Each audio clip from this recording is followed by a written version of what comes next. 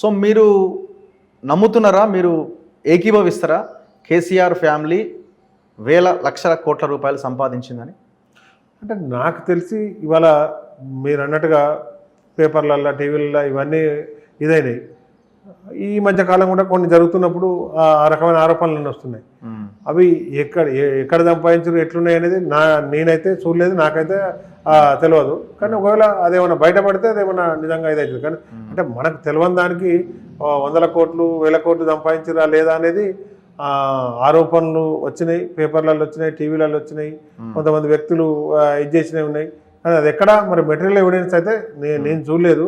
మరి కాలక్రమేణా నేనేమంటున్నాను, ఇప్పుడు జిహెచ్ఎంసీ పరిధికి మీరు మేయర్గా ఉన్నారు, చాలా చెరువులు కబ్జాకు గురైనాయి, వాస్తవమా కాదా? అయినాయి. మీ పరిధిలో ఉన్నప్పుడు అయినాయా లేదు మీ తర్వాత అయినాయా? దాదాపు ఒక 1600-700 చెరువుల పైన ఉండే. కానీ ఆ తర్వాత 380 పైన చెరువుల్ని కొంత ఫినిషింగ్ చేసినాం. దాదాపు ఒక 100 ఎకరాలు ఉన్నదనుకో, దాంట్లో 10 ఎకరాలు 5 ఎకరాలు కబ్జాలకు గురి కావడం.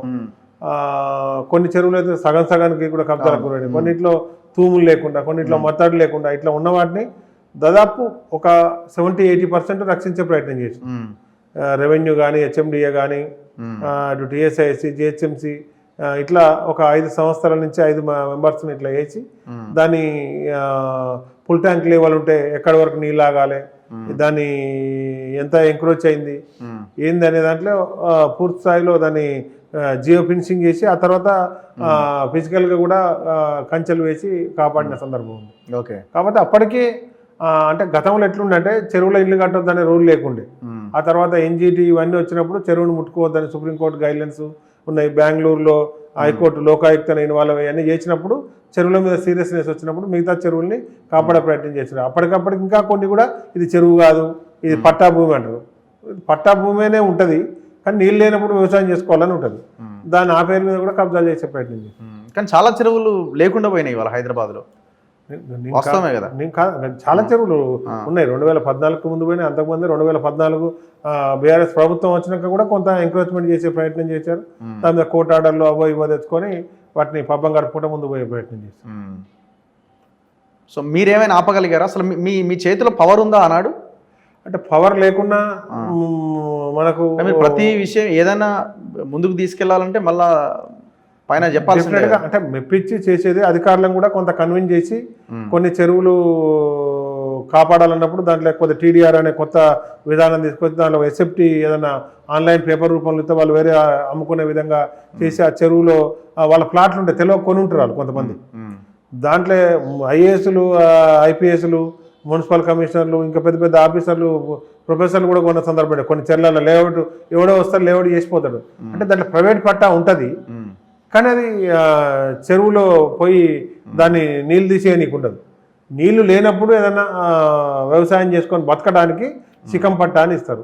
అట్లా వాళ్ళు లేఅవుట్లు చేసిన దాంట్లో ప్లాట్లు కొన్నారు. మీరు చూస్తున్నారు కదా శివబాలకృష్ణ వ్యవహారం, వేల కోట్లకి అయిండు. ఒక చిన్న అధికారి అది 1000 కోట్లకి పడగలెత్తిండు.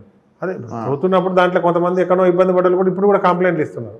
అట్లా నేను ఏమంటానంటే చెరువులు, కుంటలు, రోడ్లు, నాలలు కూడా నేను మేయర్గా ఉన్న తొలి నాలల్లోనే దాదాపు ఒక 700-800 ప్రాపర్టీలు నాలల మీద తొలగించి నాలలు మొత్తం బూడకపోవుడుతోటి హైదరాబాద్ అంతా మునిగిపోతున్నప్పుడు కూడా దేశం మొత్తం ఇక్కడ కొంత మనకు నార్త్ ఈస్ట్ స్టేట్లలో కూడా కొన్ని నాలాలు మునిగిపోయినప్పుడు కొట్టినప్పుడు ఇక్కడ దాదాపు 700 పైన ప్రాపర్టీలు మొత్తం కూడా క్లియర్ చేయడం జరిగింది. దాంతో కొంత అప్పుడు నాలలు మునిగిపోవడం, నాల ఏదైతే ఇంత కావడంతో వెనకకు మొత్తం నీళ్ళు ఆగిపోయింది. దాంతో కాలనీ మునిగిపోయిన సందర్భం. అట్లా కొంత కాలువలు, చెరువులు, రోడ్లు, ఎంక్రోచ్మెంట్లు ఇవన్నీ కూడా కొంత ఆ సమయంలో చేసిన. ఎంతైనా ఎమ్మెల్యేలు చెప్పిందే ఫైనల్ కదా, మీలాంటి వాళ్ళు మేయర్గా ఉన్నప్పటికీ. అంటే ఎమ్మెల్యే వాళ్ళని కాదని మీరు ఎక్సెస్గా ముందుకెళ్ళే అవకాశం ఉండేనా? అంటే జిహెచ్ఎంసీ పరిధిలో కొంత నేను వాళ్ళను రిక్వెస్ట్ చేసో కన్విన్స్ చేసో ముందు పోయి నా పరిధిలో ఉన్న అడ్మినిస్ట్రేషన్ వరకు కొంత వాళ్ళని బతిలాడు ఇది చేసి ఫ్రీ హ్యాండ్ మొత్తం ఎమ్మెల్యేలకు ఇచ్చినాడు కదా నియోజకవర్గాల్లో. మొత్తం ఎమ్మెల్యేలకు ఫ్రీ హ్యాండ్, ఎమ్మెల్యే సెంట్రిక్ గా ఉంది కాబట్టి చాలా మంది అసమ్మతికి లోనయ్యి ఆత్మాభిమానం దెబ్బతిని చెప్పుకునే పరిస్థితి లేకనే ఇవాళ ఈ పరిస్థితులు వచ్చినాయి.